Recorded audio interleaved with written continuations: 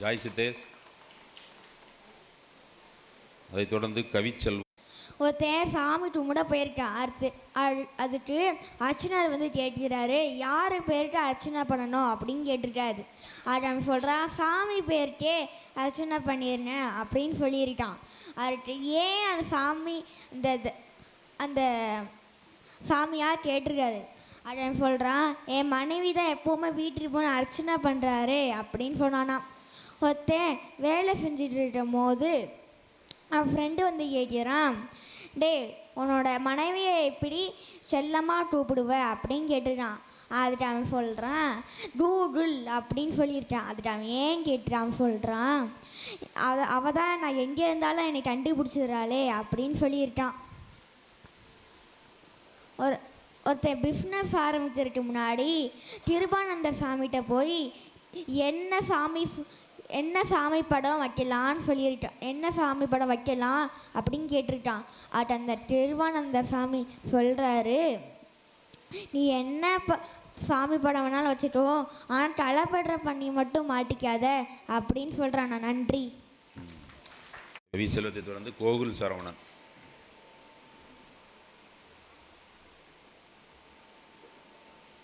அனைவருக்கும் வணக்கம்.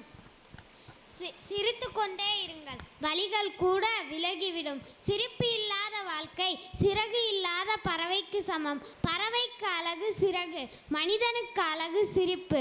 எப்பேற்பட்ட சூழ்நிலையிலும் புன்னகையை மட்டும் இழந்து விடாதீர்கள். ஏனென்றால் புன்னகையை மீட்டெடுப்பது கடினமாகிவிடும். மனதை சந்தோஷமாக வைத்து கொண்டாலே போதும், ஆரோக்கியமான வாழ்வு பெறலாம். வாழ்க்கை பல வழிகளை கொடுத்தாலும் உங்கள் சிரிப்பை மட்டும் இழந்து விடாதீர்கள். வார்த்தைகள் ஏதுமின்றி அன்பை வெளிப்படுத்தும் ஒரு அழகிய மொழி புன்னகை. கவலைகளை அளிக்கும் கருவி சிரிப்பு. விழுந்து விழுந்து சிரியுங்கள், ஆனால் விழுந்தவனை பார்த்து சிரிக்காதீர்கள். நன்றி. சிறப்பு விருந்தினர் கோகுல் சரவணன். அதைத் தொடர்ந்து ராம் கார்த்திகேயன். கணவனும் மனைவியும் பேசிக்கிட்டாங்களாம். கணவர் சொல்கிறாரு, உன் கூட 24 மணி நேரம் பேசணும், ஆனால் சண்டை போடாமல் சந்தோஷமாக பேசணும். அதுக்கு மனைவி சொல்கிறாங்க, அதுக்கு நீங்கள் என் போட்டா பார்த்து தான் பேசணும். 2 பெண்கள் பேசிக்கிட்டாங்களாம். ஒரு பெண் சொல்கிறாங்க, நான் டிராஃபிக் போலீஸை கல்யாணம் பண்ணிக்கிட்டது தப்பாக போச்சுடி. ஏன்டி? அதுக்கு அவங்க சொல்கிறாங்க, வீட்டுக்கு யார் வந்தாலும் வாயை ஊத சொல்கிறாடி.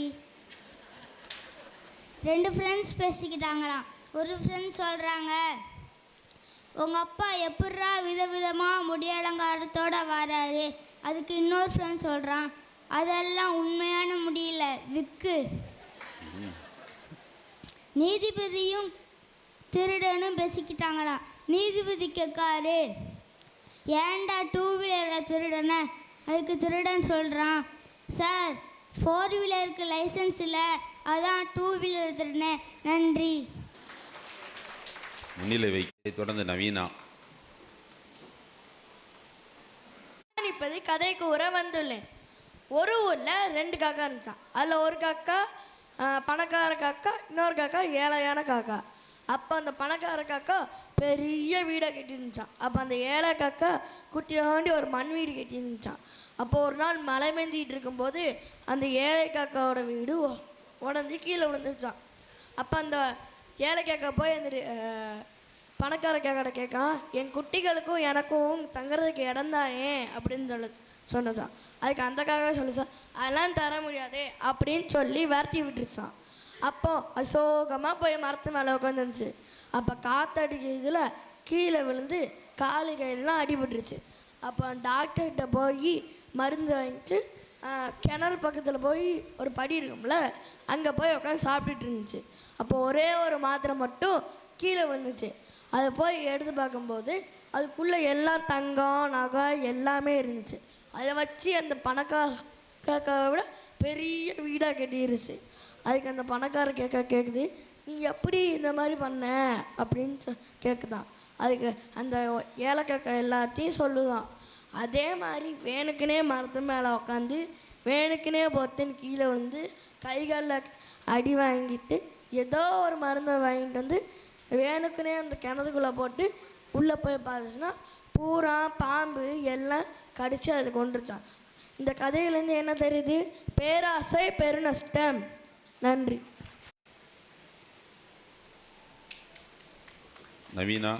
நவீனாவை தொடர்ந்து ஹரிமித்திரன். இல்லாத கடின உழைப்பின் மூலம் நீ தேனை சேகரிக்கிற, ஆனால் மனுஷங்க விட்டது அதை திருடுறாங்க. அதுக்கு நீ வருத்தப்பட மாட்டியான்னு அந்த பறவை கேட்டுச்சு. தேனி சொல்லிச்சு, வருத்தமே பட மாட்டேன். ஏன்னா மனுஷங்க எட்டந்து தேனை தான் திருட முடியும், தேன் உண்டாக்குற கலையை திருட முடியாது. என்ன ஒரு உன்னதமான மனப்பான்மை. நன்றி. ஹரிமித்திரன் பாபா.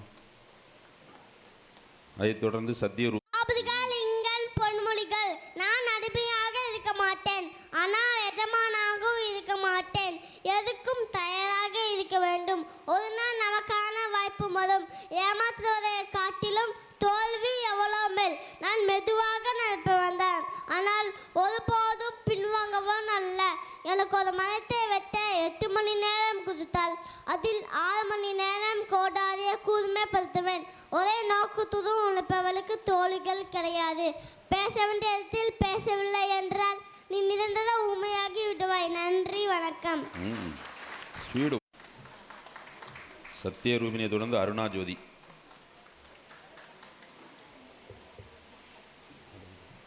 கணவனும் மனைவியும் பேசிக்கிட்டாங்களாம்.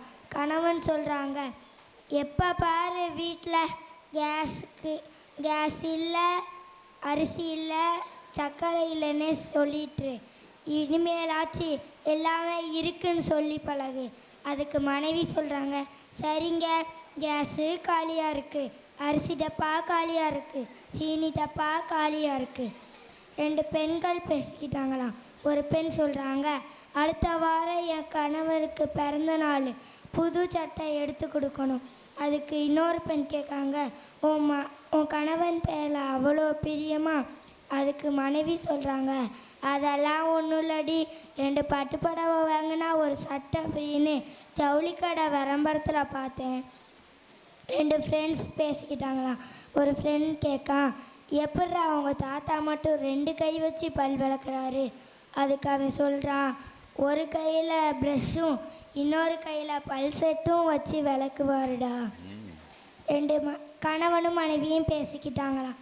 மனைவி சொல்கிறாங்க, ஏங்க நம்ம பையன் ரூபாயை எங்கே ஒளிச்சு வச்சாலும் எடுத்துருதாங்க, எங்கே தான் ஒளிச்சு வைக்கனே தெரில. அதுக்கு கணவன் சொல்கிறாங்க, அவன் படிக்கிற புக்குக்குள்ளே வைடி, அவன் புக்கவே தொடமாட்டான், வேற கண்டுபிடிக்கவே முடியாது. நன்றி. ஜோதி. கடவுள் எப்பொழுதும் உடைந்த பொருட்களை மிகவும் அழகாக பார்ப்பார். உடைந்த மேகம்தான் மழை பொழியும், உடைந்த நெல்தான் விதைகளாகும், உடைந்த நிலம்தான் உழும் வயலாகும், உடைந்த விதைகள் தான் புதிய செடிகளுக்கு வாழ்க்கை கொடுக்கும். அதனால் நீங்கள் எப்போதாவது நொறுங்கினால் நம்புங்கள், கடவுள் உங்களை பெரிய விஷயத்திற்கு தயார்படுத்துகிறார் என்று. நன்றி. அதைத் தொடர்ந்து பிரணிதா. அமெரிக்காவில் பவர் கட் ஆயிடுச்சுன்னா ஈபிக்கு ஃபோன் அடிக்குவாங்க. ஜப்பானில் பவர் கட் ஆயிடுச்சுன்னா ஃபீஸை போய் செக் பண்ணுவாங்க. இந்தியாவில் பவர் கட் ஆயிடுச்சுன்னா வேலையாக பக்கத்து வீட்டில் போய் கரண்ட் இருக்கான்னு பார்க்குவாங்க. 2 பேர் நினைக்கிறேன். சரி சொல்லு. 2 பேர் பேசிக்கிறாங்களாம். ஒருத்தவங்க சொல்கிறான், ஏன் இந்த டாக்டர் பெயிண்டரை திட்டுறாரு?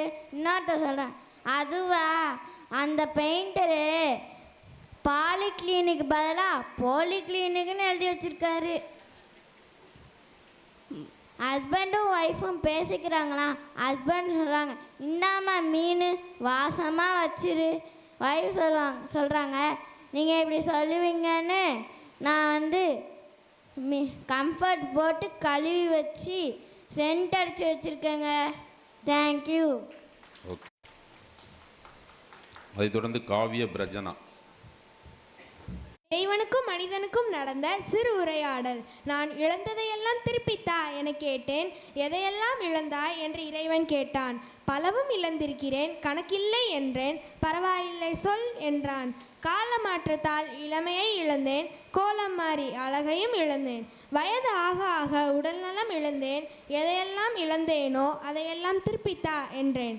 அழகாக சிரித்தான் இறைவன். கல்வி கற்றதனால் அறியாமையை இழந்தாய், உழைப்பின் பலனாய் வறுமையை இழந்தாய், உறவுகள் கிடைத்ததால் தனிமையை இழந்தாய். இதுபோல் சொல்வதற்கு பல உண்டு, அனைத்தையும் திருப்பித் தரவா என்றான். திகைத்தேன். இழப்பின் மறுபக்கம் எதுவென்று உணர்ந்தேன். வாழ்க்கை பயணத்தில் இழப்பதும் நன்மைக்குதான். இழந்ததை அறிந்தேன், இதயம் தெளிந்தேன். புன்னகையோடு மறைந்தான் இறைவன். நன்றி.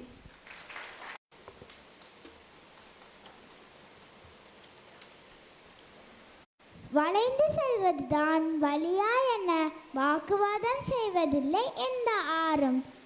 அடிப்பது வலிக்கிறது என எந்த இசைக்கருவியும் சொல்வதில்லை. சிறகை விழுத்து பரப்பன சிரமம் என எந்த பறவையும் சொல்வதில்லை. இலக்கை அடைவதற்கான வழிகள்தான் கிடைக்கும். வழி துணைக்கு யாரும் வருவதில்லை. என்றாவது ஒரு நாள் முயற்சி செய்வது சரி வராது. என்றுமே முயற்சி செய்வதுதான் சாதிப்பதற்கான வழி. ஒவ்வொரு விடியலும் பொன்னான வாய்ப்பே என்பதை மறக்காதீங்கள். நன்றி.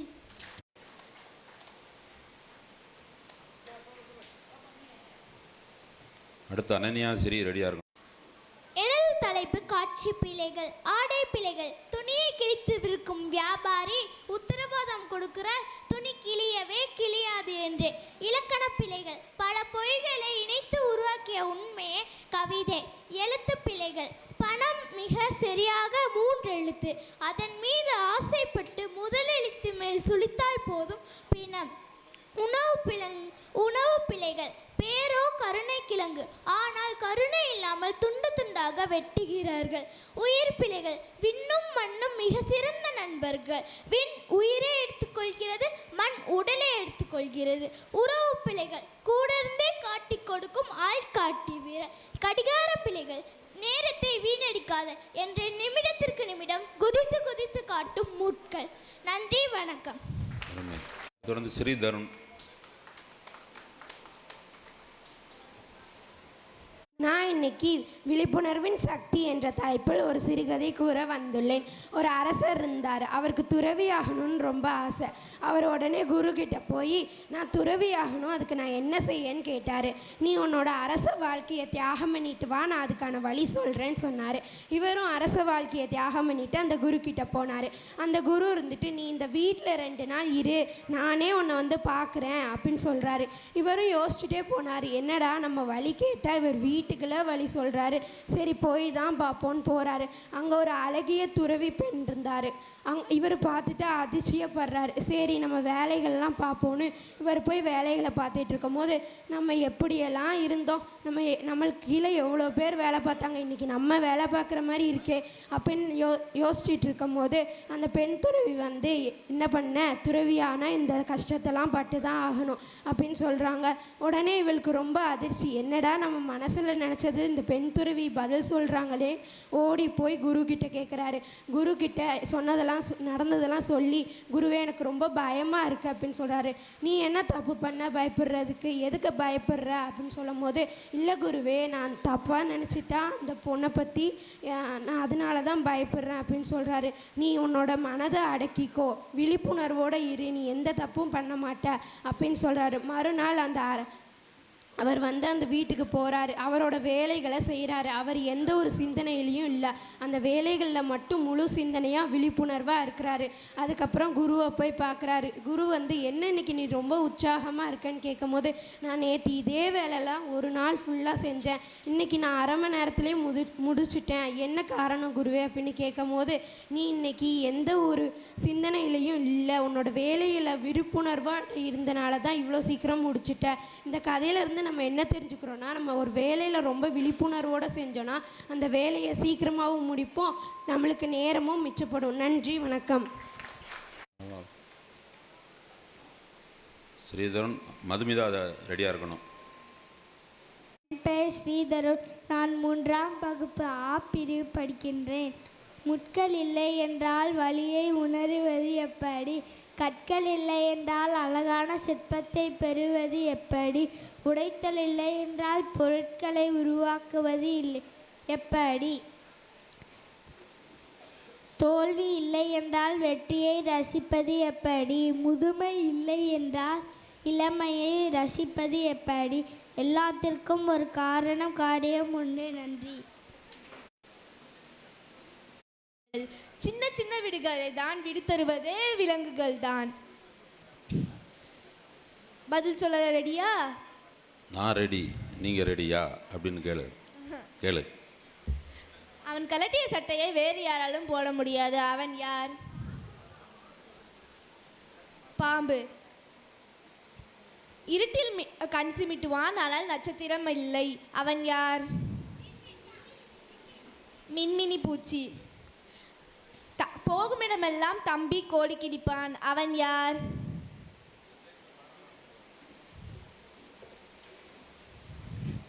நத்தை.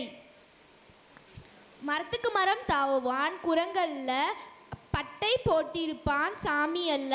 அவன் யார்? அணில். உருவத்தில் சிறியவன், ஆனால் உழைப்பில் பெரியவன். அவன் யார்? எறும்பு.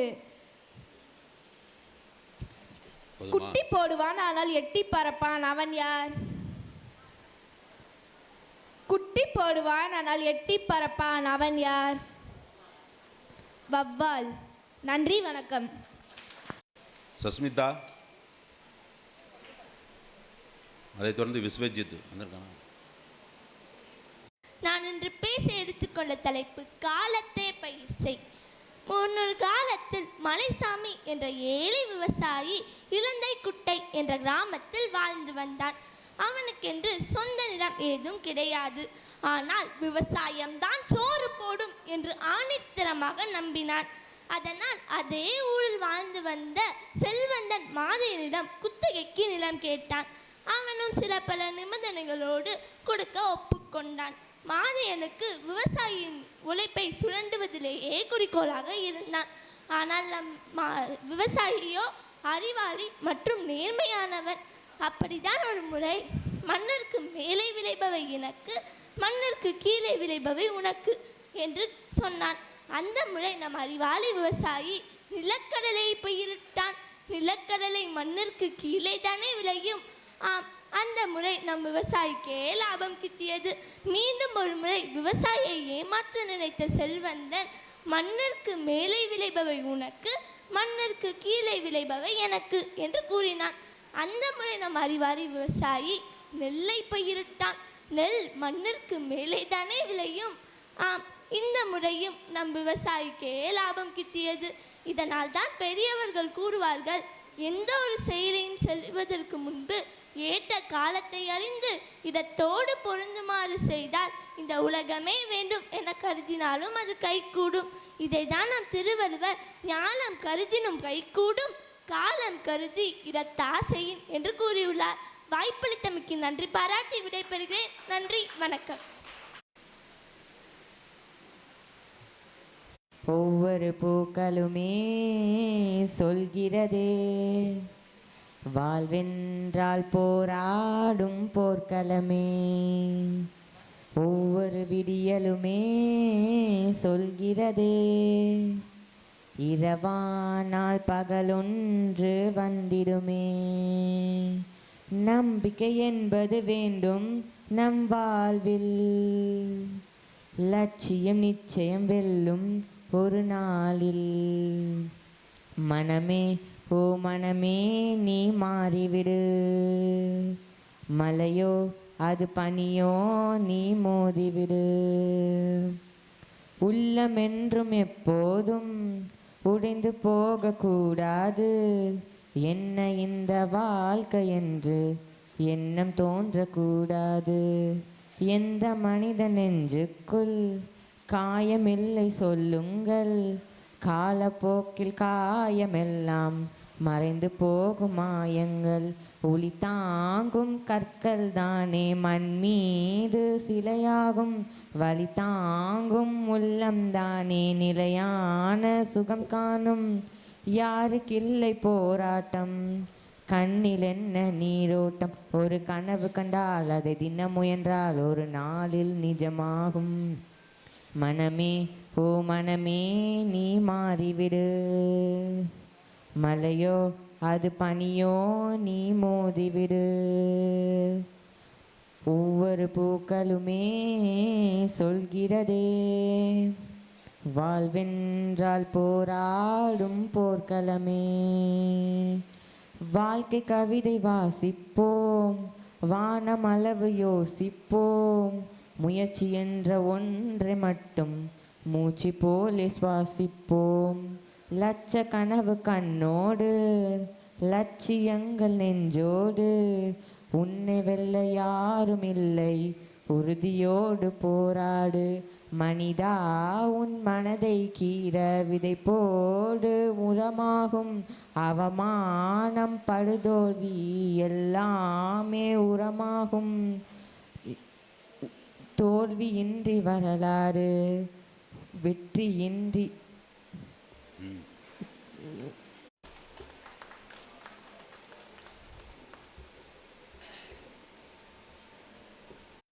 இந்த 25 ஆண்டுகள்